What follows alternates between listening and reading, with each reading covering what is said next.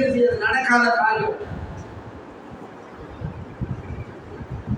எனக்கு எவ்வளவு வேலை இருக்கு தெரியுமா, எனக்கு எவ்வளவு காரியங்கள் இருக்குது தெரியுமா, நான் பார்க்க வேண்டிய வேலை எங்க அப்படிதான் இருக்கும் இல்லையா, நம்ம சாதனைக்கு இருக்கும்.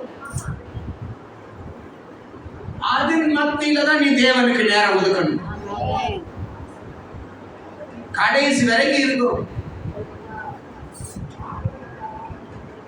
அப்ப கூட நம்மளை சுத்தி இருக்கிறவங்க பிஸி ஆயிடுவாங்க.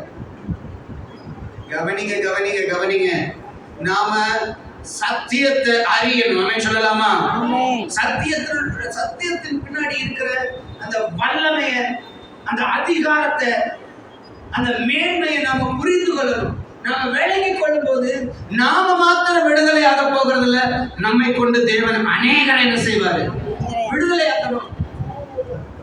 நானே சத்தியத்தை சரியா அறியாம, என்னால பாவத்தினுடைய எந்த பிடியிலிருந்து விடுதலையாக முடியாம திணறி கொண்டிருக்கிற என்னைய வச்சு தேவனால என்ன செய்ய முடியும் நினைக்கிறீங்க? கவனிங்க கவனிங்க, கர்த்தர் நல்லவர். அல்லேலூயா. ஆண்டவருடைய பரிசுத்த நாமத்துக்கு மகிமை உண்டாவதாக. அதை வாசிப்போம் மறுபடியும். இந்த யோவான் எழுதின சுவிசேஷம் வாங்க.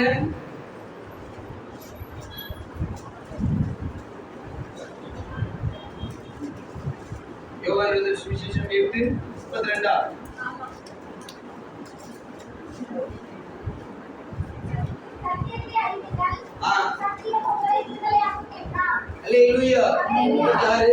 சத்தியத்தை அறிவீர்கள், சத்தியம் உங்களை என்ன செய்யும், விடுதலை ஆக்கும்.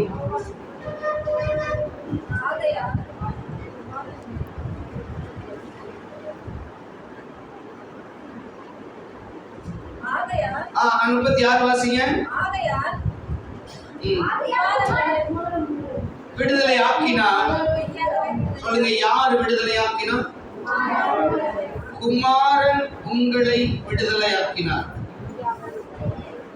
மெய்யாகவே விடுதலை ஆவீர்கள். அல்லேலூயா. கவனிங்க கவனிங்க கவனிங்க, ஆண்டவர் நல்லவர். ஏன் குமாரன் உங்களை விடுதலை ஆக்கினார், மெய்யாகவே விடுதலை ஆவீர்கள் சொல்லி ஆண்டவர் சொல்றாரு அப்படின்னா, கவனிங்க, அவர் ஒருத்தர் தான் பரிபூரணர். சொல்லுங்க, ஆமென் சொல்லலாமா? மற்ற நியாய பிரமாணத்தின்படி ஏற்படுத்தப்பட்ட ஆசாரிய ஊழியம் செய்த எந்த சகோதரனானாலும் அந்த இஸ்ரவேல் வம்சத்துல பாவம் செய்துவிட்டு அல்லது பிரச்சனையோடு வந்த ஒவ்வொருத்தனுக்காகவும் அந்த நியாய பிரமாணத்தின்படி ஆட பலியிட்ட ஒவ்வொருத்தரால் யாராலையும், அந்த பிரதான ஆசாரியர்களானாலும் சரி, அங்கே அந்த பிரகாரத்தில் இருந்த ஆசாரியர்களானாலும் சரி, யாராலையும், கவனிக்க, அந்த பலியை கொண்டு வந்து அந்த எதற்காக, என்ன நோக்கத்துக்காக அந்த பலி அந்த இஸ்ரவேலினால் கொண்டு வரப்பட்டதோ அந்த பலியிடப்பட்டு அது அந்த மனிதனை விடுதலையாக்கி எந்த விதமான விடுதலையான வாழ்வையும் அவனுக்கு அந்த நியாய பிரமாணத்தினால் கொடுக்கவே என்ன செய்ய முடியல, அந்த பலியினால என்ன செய்ய முடியல, கொடுக்க முடியல. ஏன் கொடுக்க முடியலன்னா, கவனிங்களேன், அவங்க எல்லாரும் வெறும் ஒரு வேலைக்காரனா தான் என்ன செஞ்சாங்க, இருந்தாங்க. அவன் சொல்லலாமா? நான் உங்களுக்கு ஒன்று சொல்றேன். நானே இப்போ ஒரு நம்ம ஒரு கம்பெனில வேலை பார்க்கணும்னு வச்சுக்கோங்க. அங்க ஒரு 2 நபர் வேலை பார்க்குறாங்க. சரியா?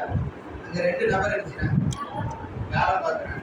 ஒண்ணு அங்க வேலை பார்க்கிற ஒரு சகோதரன், இன்னொன்னு அந்த ஓனருடைய மகன்.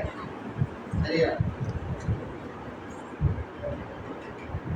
மகனுடைய வேலை நேரத்தை பாரு. சரி, அந்த வேலைக்காரன் என்ன செய்வான்னா, எப்படா 5 மணி என்ன செய்யும் ஆகும், இதை முடிச்சுட்டு எப்படா என்ன செய்யலாம், ஓடலாம் போகலாம் அப்படிங்கிற மைண்ட் தாட்டோடு தான் என்ன செய்வாங்க, வேலை பார்ப்பாங்க. ஆனா அந்த குமாரன் இருக்கிறால, அந்த மகன் இருக்கிறால, அந்த மகன் எப்படா வீட்டுக்கு போகுங்கிற மைண்ட் தாட் அவருக்கு என்ன செய்யாது. காரணம் என்ன? அது அவருடைய சொல்லாமா, அது அவருடைய கம்பெனி, அது அவருக்குரியது, அது அவருடைய ப்ராப்பர்ட்டி. அதுல அவர்தான் தன்னுடைய முழு உழைப்பையும் போட்டு தன்னுடைய அதுக்கு தான் ஒரு பொறுப்பாளியை போல, அதுல இருக்கிற எல்லா பொறுப்புகளும் தன் மேல கடமை விழுந்தது போல அவர் என்ன செய்யணும், ஒரு பெரிய இன்வால்மெண்டோட அதை என்ன செய்யணும், வேலை பார்ப்பார் அப்படின்னு சொல்லலாமா? அல்லேலூயா. ஏன் நான் என்ன சொல்றேன்னா, இந்த நியாயப்பிரமாணத்தின்படி ஊழியம் செஞ்ச எல்லாரும் அவங்க வெளியே வரும்போது ஒரு கூலியோட தான் என்ன செய்வாங்க. புரியுதோ?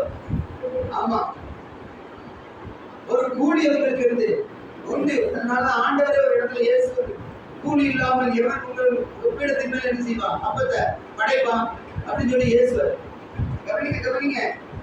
ஆனா இங்கே குமாரன் இவர் எல்லா விதத்திலையும் பெர்ஃபெக்ட் அப்படின்னு சொல்லலாமா? எல்லா விதத்திலையும் பரிபூரணராகவும் உரிமையாளராகவும் என்ன செய்யறாரு, இருக்கிறார். இவருக்கு என்னன்னா, இவர் இந்த மிஷின் சரியான வழிய அந்த இடத்தை விட்டு வீட்டுக்கு என்ன செய்ய மாட்டாரு, போக மாட்டாரு. இந்த வேலை முடிஞ்சாலே வழிய அந்த இடத்தை விட்டு நகரவே என்ன செய்ய மாட்டாரு. அவருக்கு ஒரு வைராக்கியம் இருக்கு. அதுக்காக அவர் ஜீவனை கூட விடுவார் அப்படின்னு சொல்லலாமா? ஆமென். அதனாலதான் சோதரம் வேதத்தில் சொல்லுகிறது பாருங்களா, நல்ல மேய்ப்பன்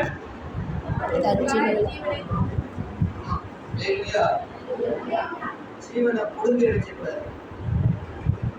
நல்ல மேய்ப்பன் தன் ஆடுகளுக்காக ஜீவனை கொடுக்கிறார். ஜீவனை கொடுத்தாலாவது நல்லது. நம்மளை நம்பி சபைக்கு ஒரு விசுவாசி வருதுன்னு வச்சுக்கோங்களேன், அத ஜீவனை கொடுத்தாவது நம்ம என்ன செய்யணும், காப்பாற்றணும். ஒரு நாள் உபவாசத்துல சரியாகலன்னா 20 நாள் என்ன செய்யணும், ஃபாஸ்டிங் போட்டு என்ன செய்யணும், ஜெபிக்கணும்.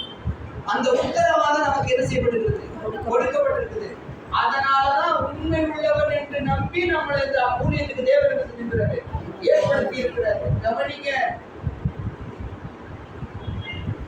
ஆனா நம்முடைய ஆண்டவராகிய இயேசு கிறிஸ்துவுக்கு இதை சொல்லவே தேவையில்லை. நம்ம சொல்லலாமா? உங்களையும் என்னையும் மீட்கிறதுக்காக, விடுதலையாக்குறதுக்காக அவர் எந்த எக்ஸ்ட்ரீமுக்கு என்ன செய்வாரு, போவார். போய் ஜீவனை கொடுத்து மீட்டு அதை கொண்டு வந்தா தான் அவருக்கு உறக்கமே வரும். அல்லேலூயா. ஒரு ஆடு காணாம போடும்போது எப்படி தேடி திரிந்து அலைந்ததை தூக்கி தோல்ல போட்டு கொண்டு பாடி கொண்டு வந்தானோ அதே மாதிரி அமேன் சொல்லலாமா? அதனால கவனிங்க, இந்த நியாய பிரமாணத்தின்படி நான் இப்போ ஒவ்வொரு வசனத்தை எடுத்துக்கிற நியாய பிரமாணத்தின்படி ஏற்படுத்தப்படுகிற ஆசாரியர்களும் பலவீனம் உள்ளவர்களாக இருக்கிறபடினால மற்றவங்க எப்படி பாவத்துக்காக பலியிட வருகிறார்களோ அதே மாதிரி இவங்களும் தங்களுடைய பாவத்துக்காக என்ன செய்யறாங்க, பலியிட வேண்டிய அவசியம் என்ன செய்யுது இருக்குது. என்னைய நானே சரியா விடுவித்துக் கொள்ள முடியலையே, என்னைய நம்பி வாழ்றவரை எப்படி என்னால விடுவிக்க என்ன செய்ய முடியாது. அதனாலதான் கவனிங்க, அந்த பொறுப்பை குமாரனே எடுத்திருக்கிறார். அல்லேலூயா. அவருடைய ஆசாரியத்துவம் முடிந்தா என்ன செய்கிறது இல்ல, போகிறதே இல்ல. ஏன்னா அவர் நித்திய பிரதான ஆசாரியர். அவர் வேலைக்காரனை போல வேலை முடிஞ்ச வெளியே போகிறவர் அல்ல. அவருக்கு அந்த வீட்டின் மேல சகல அதிகாரம் என்ன செய்யுது இருக்குது. அவர் எல்லா பகுதியிலையும் செயல்பட என்ன செய்ய முடியும். அதனாலதான் குமாரன் உங்களை விடுதலை ஆக்கினார். அவர் நீ பாவனிட்டு உள்ள இருக்க முடியாது, யாரால என்ன செஞ்சுமா இயேசுல பூமியிலே குற்றம் சாட்ட முடியாது அப்படின்னு சொல்லலாமா? எங்களிடத்துல பாவம் உண்டென்று உங்களால் யாரால் என்ன இருக்குது இல்ல, அதே இதுலதான் இருக்குது பாக்குறேன். 8ஆம் அதிகாரத்துல தான் இருக்குது. அதை எடுத்து வாசிங்க.